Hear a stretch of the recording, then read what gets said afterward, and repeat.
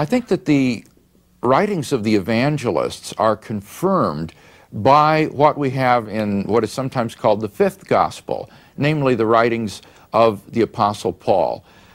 Paul was a Pharisee, Saul of Tarsus, who was involved in the persecution of the early church, and in an incredible turnaround, he became a Christian because he claimed to have seen an appearance of the risen Jesus. And this turned this man's life upside down. From a Pharisee and persecutor of the early church, he became an ardent Christian missionary who entered into a life of incredible hardship, suffering, and labor, and ultimately made the final sacrifice when he was martyred for his faith in Rome.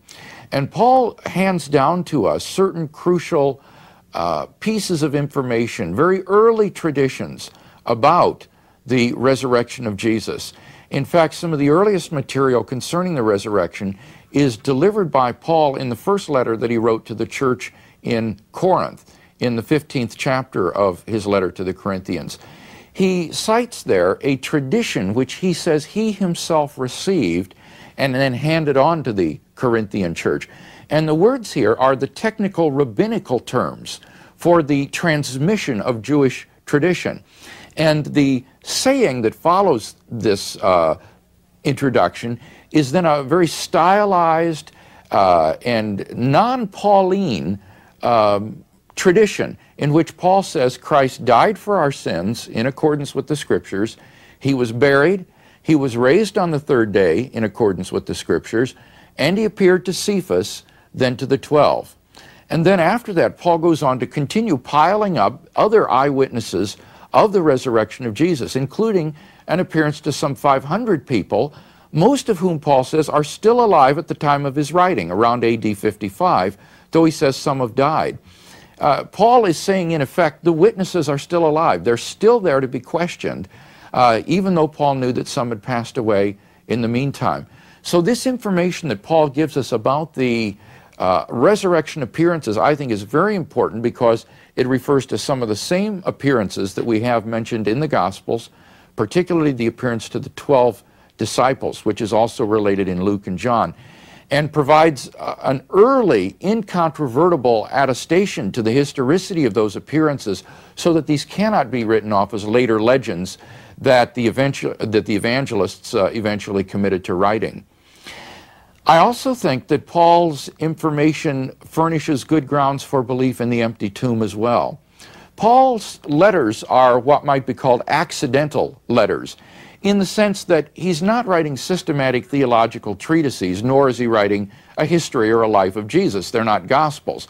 The letters are accidental in the sense that they respond to various particular situations and questions and problems in the churches that he pastored. And so he doesn't have occasion to specifically mention the empty tomb as such, but I think that Paul implies the empty tomb in a couple of the things that he says. In this tradition that he cites in 1 Corinthians 15, the phrase, "he was buried," followed by the phrase, "and he was raised," implies an empty grave.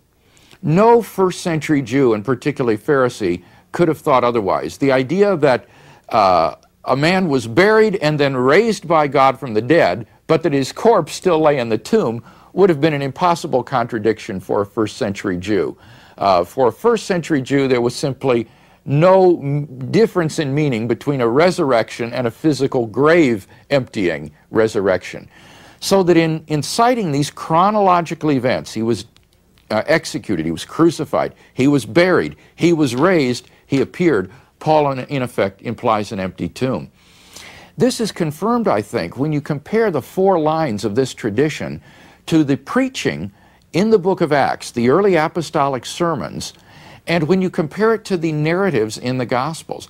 What you find is that this 4-line tradition handed on by Paul is in effect an outline of the early apostolic preaching. And when you compare it to the preaching in the book of Acts, these early apostolic sermons, the first line corresponds to the event of the crucifixion. The second line, "he was buried," corresponds to Jesus' being laid in the tomb. The third line, "and he was raised," corresponds to the empty tomb narrative. So that I think that this is a summary of the story of the empty tomb. And Paul knew the traditions surrounding the material that he delivered. We know this, for example, from the information he gives about the Lord's Supper, where he speaks of how he passed on to the Corinthians what he received about the Lord on the night that he was betrayed, took bread, etc. And in that story, Paul mentions that this was the night Jesus was betrayed. Well, now, the betrayal story is not part of the Last Supper story. That is part of its context. In mentioning the betrayal, Paul shows us that he knows not just the isolated event, but he knows the context of the traditions that he delivered. And therefore, in relating this tradition about the burial, the resurrection of Jesus, I think it's quite certain that Paul knew the context of this and knew the empty tomb story.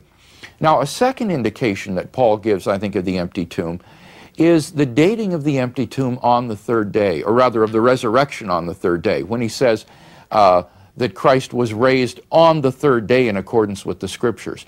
Where do we get this phrase, on the third day?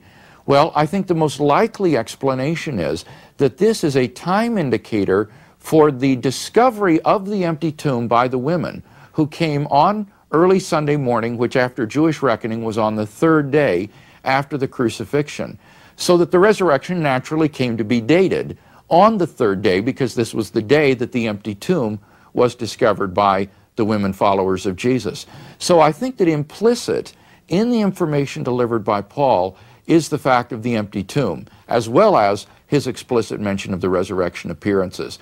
And Paul's information, I think, would be the most important material in the New Testament outside the Gospels that goes to confirm what the Gospels say.